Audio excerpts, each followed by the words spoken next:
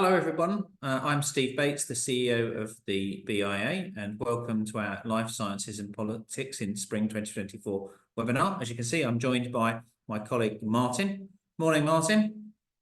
Morning, Steve. Hello everyone.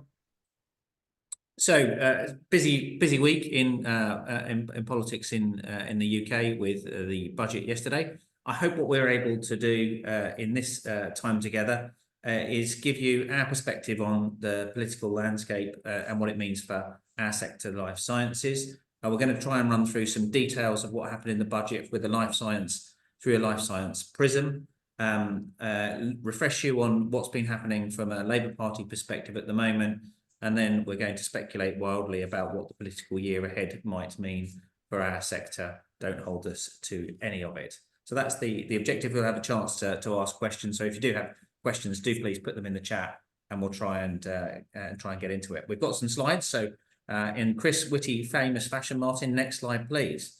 So we thought we'd start with the way that the senior politicians like to describe themselves, which is through pictures. And as you can see, there's been lots of engagement from the main political parties with life sciences. This is Keir Starmer, the Labour leader on the left, visiting AstraZeneca in Macclesfield a few weeks ago. Rishi Sunak, the Prime Minister, pipetting in a way to demonstrate that he's better at it than Boris Johnson was, if you remember Boris pipetting. And I think what this shows is that our sector has been a priority for both main political parties, that there's been significant amounts of engagement, which is not necessarily a given. So I think we're in a strong place. And this hasn't happened by accident. We have been working hard over a number of years to try and make sure that the life science sector remains a priority, remains seen positively. And I think we can see that the work that we did during COVID has really helped underpin that with the political world class and society in general. So we're in a strong place as we go into this. And of course, yesterday, Martin, next slide, was the budget. Here's the Chancellor, Jeremy Hunt, former Health Secretary, holding up the famous red box, waving to the crowds and talking about what's going on yesterday. So, Martin, I've given you all of less than 24 hours to have a flick through and see what was inside the red box and what it means for life sciences. So perhaps I can ask you to turn to the key announcements for life sciences in the spring budget. Thank you, Steve. And yes, so this was a spring budget widely trailed as being a key one ahead of a possible general election. It was largely focused on the electorate, with lots of talk ahead of the budget about which personal taxes would be cut, and the Chancellor certainly wanting to show that this government was restoring the public finances to a healthy footing ahead of the general election. Now, we, of course, want to just focus on the life science announcements. There's been lots of debate in the newspapers and from think tanks about whether the Chancellor has convinced everyone that they are cutting taxes. But just to focus on what was in there for life sciences, it wasn't jam-packed with news, but there were some really significant announcements that we are very pleased to see. The first was the announcement of the LIFTS competition from the British Business Bank, backed with the Chancellor's money, 250 million of taxpayers' money, and a really welcome consortium of life science VCs and pension funds with cash to now invest into life science businesses. We'll go into a bit more detail on that in a moment. Further reforms to pension funds, emphasising the value for money that they can deliver to savers, which would also in turn hopefully result in more investment into the life sciences and other tech sectors. A new industry expert panel to improve R&D tax credit claims within HMRC. Some small tweaks to the investor thresholds for the investment incentives, SEIS and EIS.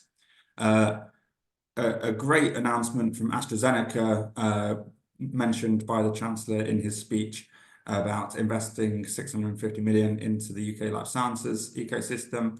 And then finally, some government supported manufacturing investments trailed actually just ahead of the budget.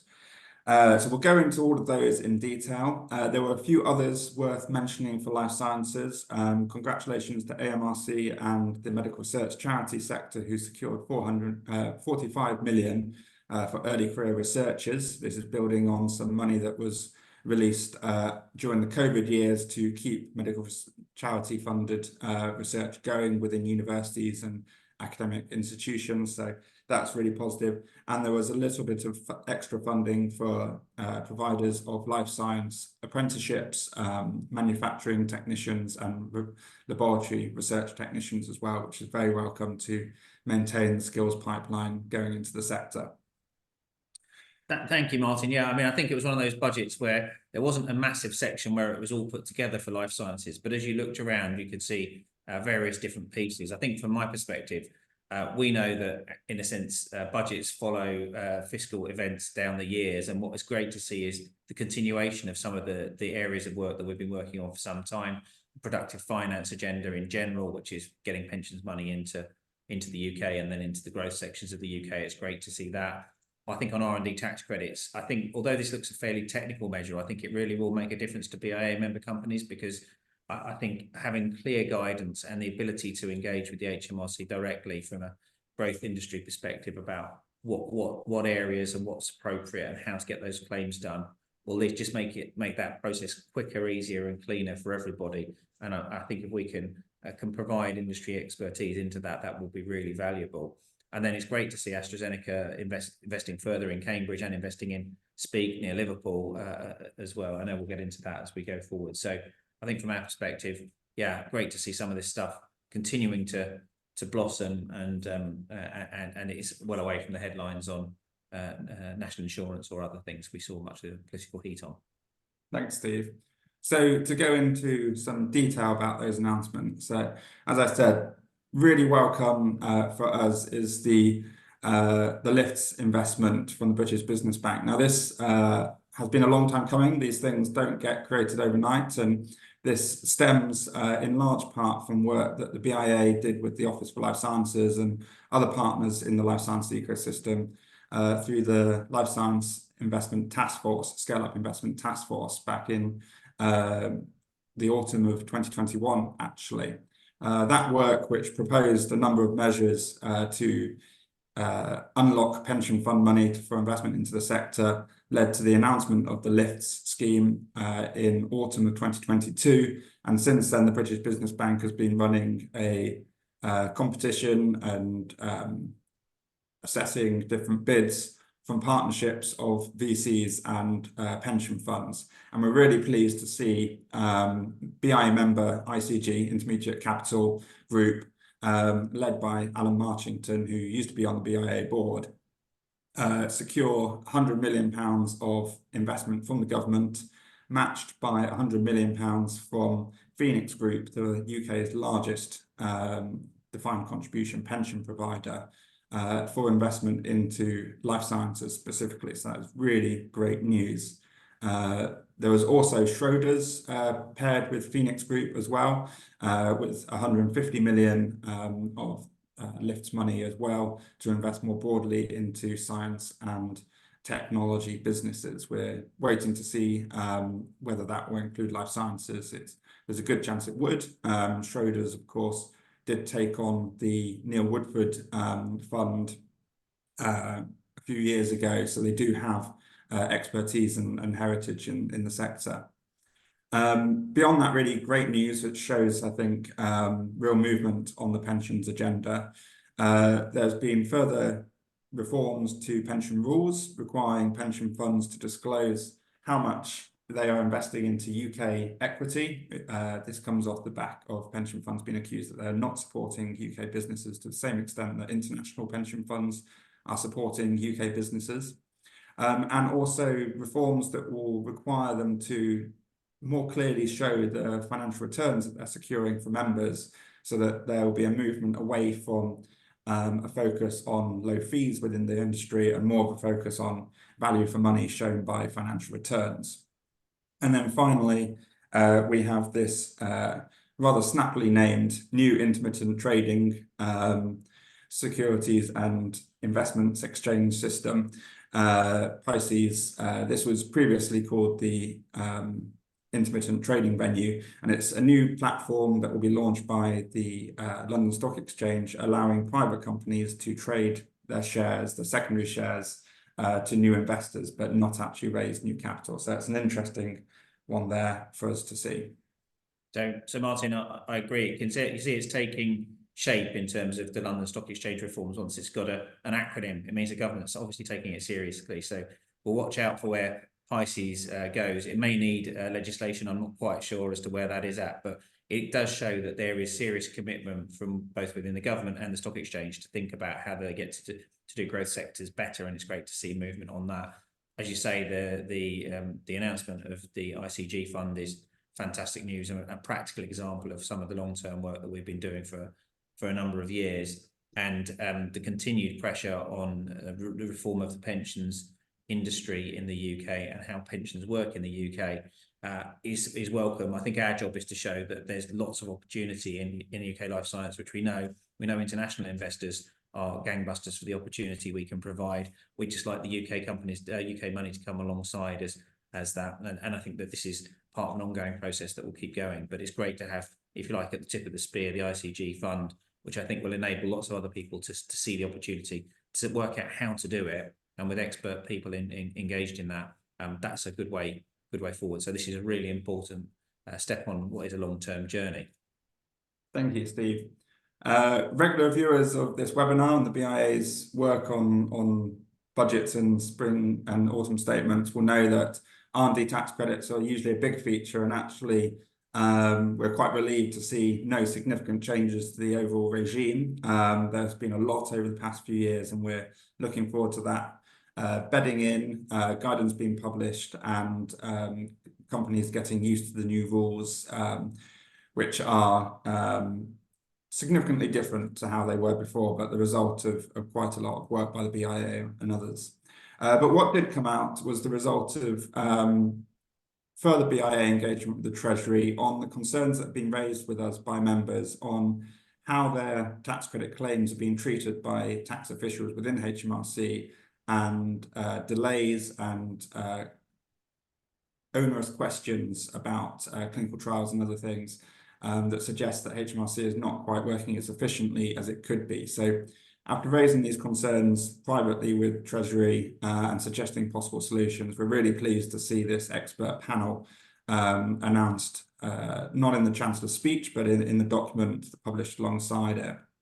And this will provide regular opportunities for trade associations of innovative sectors of the economy to feed back to HMRC how their members are experiencing the R&D tax credit claim process, and to make recommendations for how it could be improved.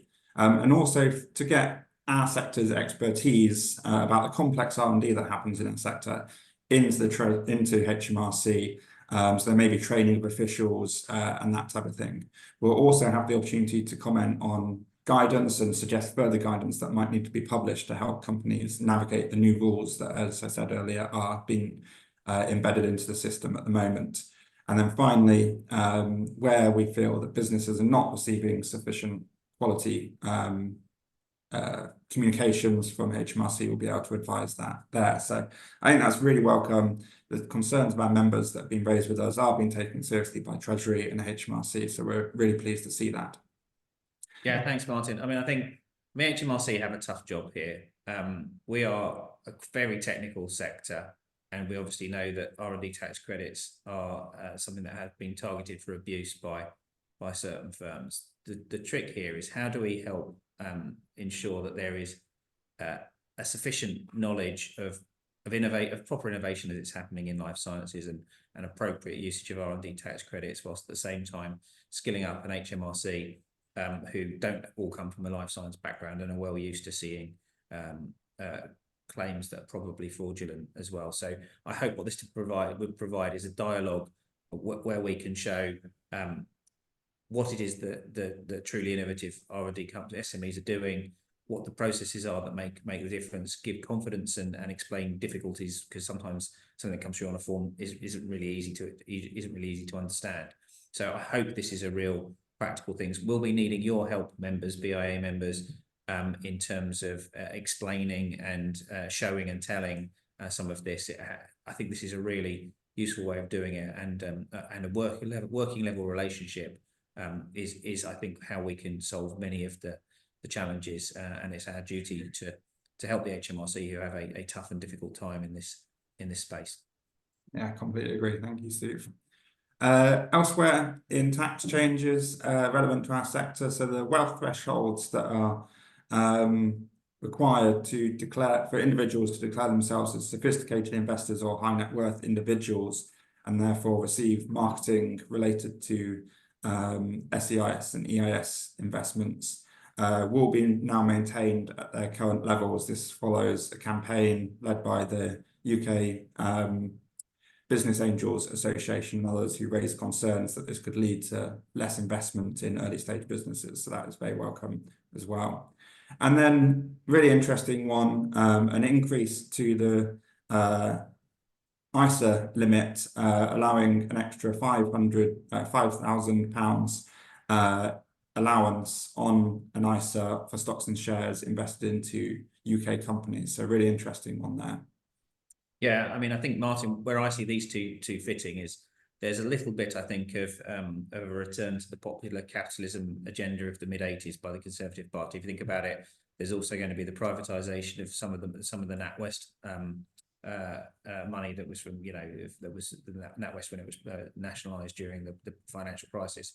I think that there's an endeavour here to engage a broader swathe of the British community with holding shares, investing in the economy, having that as a way in which growth can happen. I'm not sure whether the specifics of this will be enough to move the dial massively, but you could see that this might become a trend.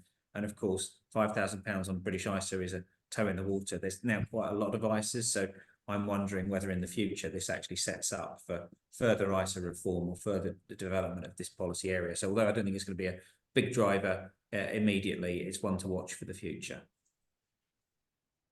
And then life sciences was continued to be a theme of investment and growth for the Chancellor in his speech, which we've seen in many speeches past. And he was able to announce AstraZeneca's plans to invest 650 million into the UK ecosystem, specifically in Cambridge and Speke up near Liverpool, 200 million into the Cambridge Discovery Centre to expand that and employ more scientists, and also 450 million for Speke, which is a vaccine manufacturing facility. So really positive to see that commitment from AstraZeneca to the UK. Further investment in manufacturing was announced with 7.5 million in capital grants to Northern Ireland-based Almac and Wales-based Ortho Clinical Diagnostics. This is part of the Life Sciences Innovative Manufacturing Fund, which was 60 million announced a couple of years ago following work from BIA, ABPI, and others through the Medicines Manufacturing Industry Partnership. We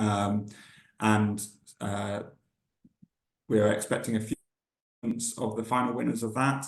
But that really was a pilot scheme, that 60 million, leading on to what was announced at the autumn statement just most recently, which is 520 million in capital grants to leverage further manufacturing, life science and manufacturing investments into the UK. That's now confirmed to be launching as a New York competition open for applicants from large companies in summer 2024 and in autumn 2024 for SMEs. So one to look out for there if you're looking for extra support for leveraging manufacturing investments into the UK. Yeah, thanks, Martin. I think, again, this is one of those ones where we can see a combination of slow burn activity coming out the end of the sausage factory, if you like. It's great to see the projects that have been funded and announced, plus also the development of the process for some of the other money that's been announced more recently. So I think, again, this is one where I say to companies, these trains are leaving the station. It's important to understand and get on them in the right time frame, and particularly this bottom point. I think understanding that process and the granting process for manufacturing investments is an important one, and there is opportunity for there through 2024. And it's great to see investment in Speak in Liverpool, and hope to be there before bioprocess, as well as in Cambridge from AstraZeneca. And further mentioning of life sciences was in relation to the development of 2 life science hubs in London, Canary Wharf development and the expansion of the Knowledge Quarter around King's Cross, St Pancras and now Euston Station as well. Really exciting to see that. And that was announced alongside a commitment to investment and a plan for developing Cambridge as a life science superpower hub, particularly with an emphasis on housing and infrastructure, which is widely considered to be holding back growth of that region. And Steve, this was something that we were able to speak with the Prime Minister's business advisor, Frank Paterguest, very recently, actually. Yeah, no, thank you. You've sort of blended into the 2 pictures of Euston and Canary Wharf, a picture in the middle, which is a round table that we had with Frank Paterguest, the Prime Minister's advisor in Cambridge a couple of weeks ago. I think you're right. I mean, this is one which is probably slightly more into the future.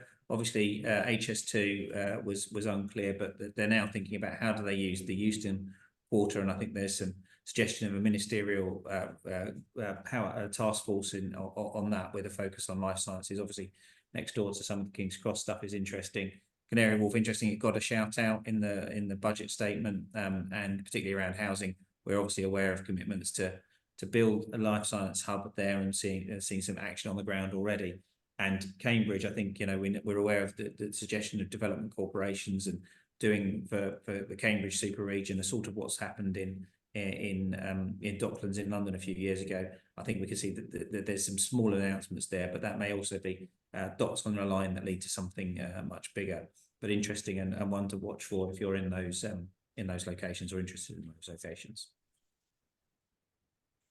So moving on, as Steve said, we wanted to take you through the spring budget announcements, which was very much seen as a prelude to the Conservative Party's general election campaign. We'll be answering questions on the spring budget announcements at the end. Please do put them into the Q&A function. We'll come to those. But you know, everyone is looking at the Conservative Party and others about when a general election will be and what their platforms will be. So why have you put these 3 pictures in, 3.5 pictures in, Martin? What was the thinking here? Yeah, so I mean, at the moment, obviously the Conservatives have been in power for 13 years, 14 actually, and we don't know what their platform will be for the next election for life sciences, but we do know the 5 pledges that Rishi Sunak made that will very much guide the production of their manifesto, and that's to halve inflation, grow the economy, reduce debt, cut NHS waiting lists, and stop the small boats. And obviously, our sector comes very much into growing the economy and also cutting waiting lists. And although we don't know the process for how the Conservatives will pull together the manifesto yet, it's not like the Labour or other parties who have quite a formal process. It can be developed in a number of ways for the Conservatives. We do have very close relationships with many of the ministers and key figures within the current government that I hope will show to our members that we're able to advocate for our sector's interests in that process. So Andrew Griffith there speaking at our most recent gala dinner. He's the Science Minister. And as already mentioned, we were asked by Downing Street and Prime Minister's Business and Investment Advisor, Frank Paterguest, to organise a roundtable in Cambridge very recently as well. So that's just 2 examples of our relationships with the current government. Yeah, thanks, Martin. I think, as you can see, it will probably be. It's unlikely that life sciences will be a headline in a retail general election manifesto, but I hope you could. I think we're confident that we're considered to be a significant part of the growing the economy story, and it's good to see the continuation of the productive finance agenda, which I don't think for the Conservatives is finished. How about this one? Why do you put this one in, Martin? So what we do know a lot more about is Labour's life sciences platform. That's because a prescription for growth was launched a couple of weeks ago, setting out their life sciences sector strategy. clearly identifying that life sciences is seen by Keir Starmer, Rachel Reeves and their colleagues as a key sector of the economy, which is really welcome. And I think the key message for this document was that they get that the sector and business more widely would like to see stability in policy making, and where possible, a kind of focus on delivery of some very welcome policies that we've developed with government and industry together over the past few years. We were able to launch this strategy for the Labour Party a couple of weeks ago at the Stevenage Bioscience Catalyst. There's a picture of Peter Kyle, the Shadow Secretary of State for Science, and Wes Streeting, Shadow Health Secretary, with Steve and launching that strategy. And really, as I said, it was really as a steady as it goes kind of strategy, but it does make commitments to give the sector a stronger voice within government, particularly through the Office for Life Sciences, which of course was a department or a directorate set up by the previous Labour government many years ago. There was, like you say, a commitment to continue to work on the productive finance agenda, unlocking pensions, and Rachel Reeves has spoken publicly about her support for a UK TIBI scheme, which was highlighted by that Life Sciences Scale-up Task Force that I mentioned earlier that we worked on. And then finally, a really welcome commitment to R&D tax credits, and actually reviewing how these work for the life sciences sector, which again stems from some work that BIA has done, working with some economists to show that the existing evidence base that Treasury has used to guide its reforms over the past few years of the tax credits regime have not been as nuanced as they could have been for innovative sectors of the economy. And we've developed a proposal for how R&D tax credits could be reviewed to understand their impact and their benefits for our sector more. And the Labour Party have committed to doing such a review if they were to get into power. There's also been welcome commitments around regulation. So the Labour Party want to create a regulatory innovation office that will improve regulation across government for innovation. But within the strategy, there's a specific focus on cell and gene therapies, mRNA and AI as health technologies that require a streamlined regulatory approach. They have committed to that 520 million manufacturing fund that the Conservative government has created. So they say they're going to continue that, which is really great. And there's a focus on strengthening IP around the world using trade deals, and also increasing spin-outs from universities and the IP and the terms that founders can get with universities as well.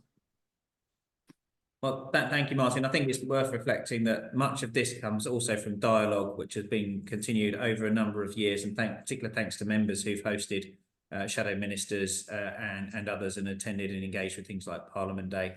I think what we do see here is that the Labour Party has been in listening mode in the last couple of years in a way that under the previous leadership it wasn't.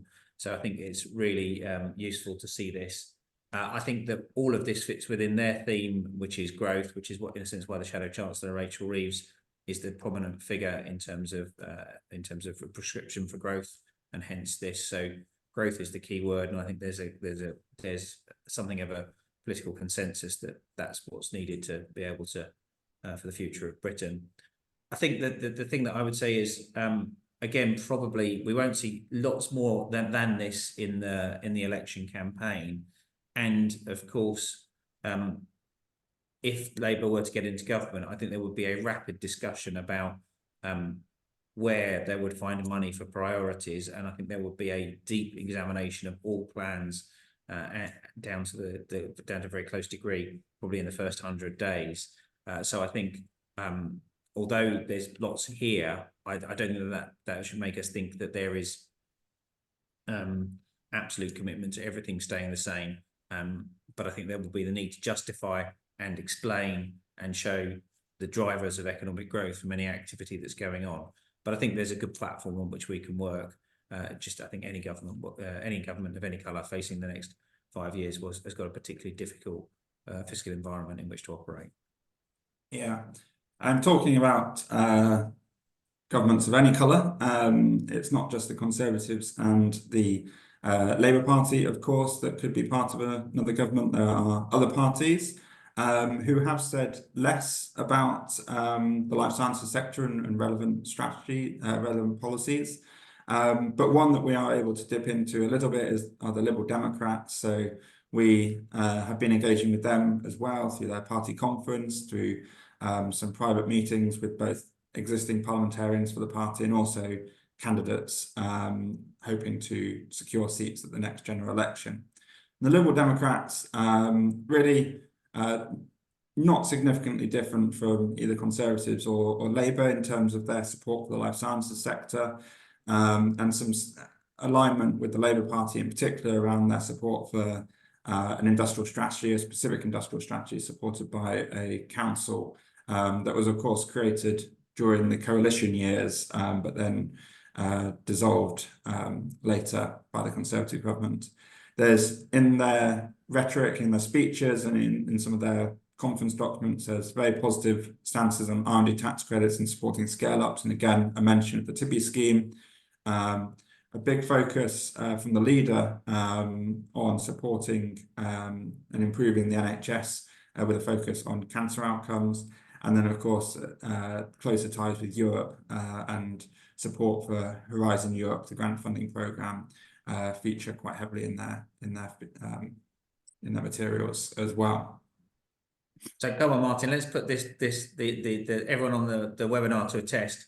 First person to tell me who those two people were in the chat wins a BIA prize, which I've not yet decided what it is, but there will be a BIA connector. If you can name those two people, and we'll tell you the answer at the end of the webinar if nobody gets it. Okay. Shall we move on? Yes. Yeah. So, of course, the big topic for discussion is when a general election might be called. It is and who might get lucky with securing seats in the next government. So, as is widely known, Labour are quite significantly ahead in the polls. They've maintained a fair amount of their lead, resulting from the mini budget back in October from Liz Truss and Kwasi Kwarteng, and they remain significantly ahead in the polls. This is, of course, this image is actually taken before the spring budget, so we'll wait to see whether the spring budget did move the dial at all. The other thing to note, I suppose, is Reform. Party has caught up with the Liberal Democrats. They're at around the 10% mark for England's voting intentions. But when you look at how this turns into seats in the political system that we have in the UK, Labour are predicted to have over 450 seats in the next Parliament. That's out of 650 seats in total that exist in the House of Commons. So a very significant majority there. The Conservatives, if this polling is correct, are due to drop significantly to about 115 or so. The Liberal Democrats will be on about 40, is predicted, and Reform on 0, actually, with the Greens getting 2 seats, which is what they've got now. Steve, I don't know if you want to comment on that at all. I think it does give us the context for how the political parties are looking at this. It does seem that these are fairly established things, that the Reform vote and the polling has been borne out a little bit by the by-elections, with the exception of the Rochdale one yesterday. Yeah. I think Tim Bennett's won our Liberal Democrats quiz question. Are we? Yeah, do keep your answers coming.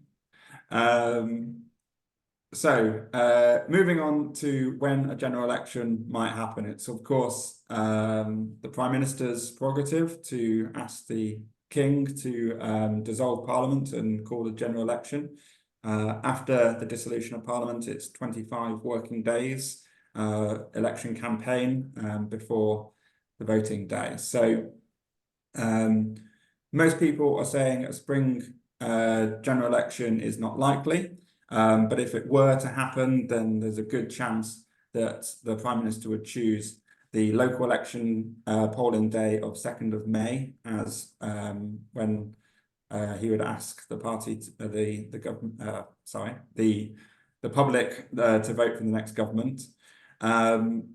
This would be a surprise, I think. Many people are saying that he will want to wait to see whether the tax benefits announced at the spring budget result in a change of mood for the electorate, and whether the economy can improve over the next 6 months to 12 months as well. We have Parliament Day planned, the BIA Parliament Day on the 11th of June.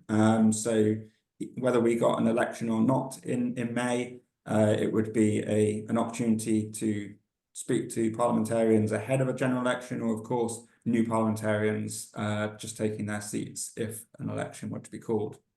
Most people are saying that there wouldn't be another time for a general election before summer recess, but of course it could happen at any moment. But the next predictions are the 10th of October. This is the earliest general election that could be called if Rishi Sunak were to come back from summer holidays and call for a general election after the summer recess ends on the 2nd of September. Disadvantage of this would be that they would very much get in the way of the party conferences at the end of September and early October. These are a significant thing to organise for the political parties and also raise money for the parties as well. So reasonably unlikely that he would disrupt those, but it is possible. And of course, BIA will be at the party conferences, holding roundtables and panel sessions with the political parties to put forward our sector's views. The next option, some people are rumouring, and actually I think this one comes from George Osborne. He says that Little Birdie has told him that the 14th of November is being considered, and this would be the result of coming back from the party conferences and calling a general election at that point. It would clash with the US elections, which we understand the US government has asked the UK not to do, but it is a possibility. Last for 2024, and Rishi Sunak has said that he is expecting the general election to happen at some point in 2024, is a 12th of December general election. This would be in the depth of winter, not a great time to hold it, but it would prevent a clash with the US elections. And also some people are saying that if Donald Trump were to win the US general election, then that would make it difficult for Keir Starmer in an election campaign, because he would struggle to get away from the question of how will he deal with Trump as president, which could be an unwelcome question for him. And then if Rishi Sunak decides to stay in number 10 as long as possible, he does have until the 28th of January to hold an election. He would have to call it before Christmas at any event to allow for the 25 working days. But the 23rd of January is the last Thursday that it's likely to be, if he were to hold out all that time. But I don't think anyone would appreciate a general election over the Christmas period. Thanks, Martin, and thank you for laying that out. I mean, I think the key answer is we don't know when the election's going to be. We've got to be ready for any of the options. I'm not sure anything more than about 2 or 3 people in Downing Street really know where they're going, and these are all credible postures. So we've just got to be ready. I think from the BIA's perspective, there is always a chance that in a short campaign, during the election campaign, candidates, because there'll be no MPs, will ask to practice their pipetting skills. And if you can feel able as a member to take a visit from a want-to-be parliamentarian, that would always be very useful from our perspective of all colours of parties. I think it's useful to use that opportunity to explain what we do in life sciences, why it's important. And if you do get the opportunity or feel able to, then that would be great. And you'll know if you're in a marginal seat, that will probably be where most of the campaigning focus will be. But I think it's useful just for you to get a sense of that.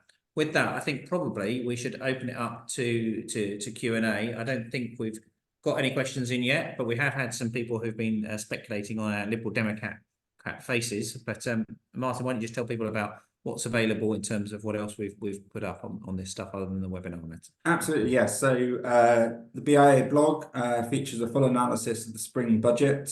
So do please go and read that. There'll also be shortly a blog going up about the Labour Life Sciences strategy. And for members only, we do have a special briefing on the Life Sciences strategy from Labour, which was mailed out a few weeks ago. We will be sharing that further in a few weeks, but if you are interested in that, please do get in touch. Excellent.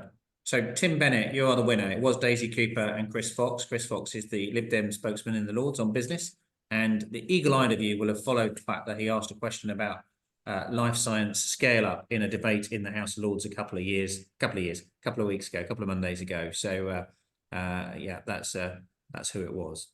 I'm looking down from my chat and my, well done, Tim. Yeah, thank you, Chloe. A BIA connector is on its way to you. You can tell my heritage in local radio, can't you, from the 1990s. Don't worry, I won't be playing the Spice Girls, but I am hoping that some of you will have Q&A for us. If not, we will give you back 15 minutes.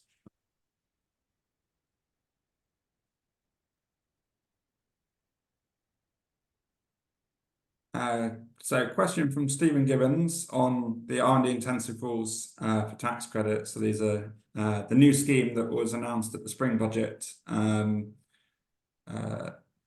giving 27p in the pound for R&D intensive companies. Is it correct that from the 1st of April 2023, eligible R&D for R&D intensive companies is covered by grants will only be claimable under RDEC at 15%, whereas accounting periods starting on the 1st of 2024 can claim 27 under the intensive rules? I don't want to answer that for sure. We don't have our R&D tax credit experts on. I'll get back to you, Stephen, about that. Yeah, sorry, I can't answer that exact question. But thank you for the question. Yeah, I mean, it illustrates the complexity of the new rules and all the changes that SMEs have had to face over the past few years, which has been a concern that we've talked to Treasury about an awful lot.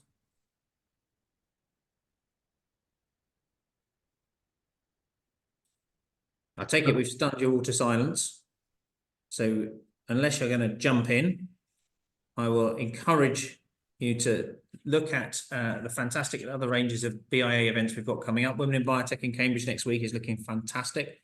200 people there. We're looking forward to going to Newcastle in April. Startup Festival in May in London's brilliant. The regional focus in Glasgow will be with us on as the summer blossoms. The summer party is always a fabulous event. If you didn't make it to the gala dinner, then this is your alternative opportunity to celebrate the success of the sector in London. And then we're already looking ahead, and mark your diaries for Tech Bio UK, a fantastic conference in London in October. And our Bioprocess conference is in Liverpool, 3 days of fabulous manufacturing excellence later this year. We'll also be doing a regulatory conference with the MHRA as we get into the autumn. If you're not a member, we're only able to do this and maintain this work because of the fantastic support that we get from members. We are a member organisation, and we look to, although we look to support the sector, it is our members that really enable us to have the professional organisation that I hope supports you and gets the success that we've been able to get. So do please consider joining for full benefits of the BIA, and you can find out more at this page here. With that, I think it's thank you to Martin, and thank you particularly to all members for engaging with us. I hope you can see that as a result of your input and your engagement, we've been able to continue to move the dial with the political community.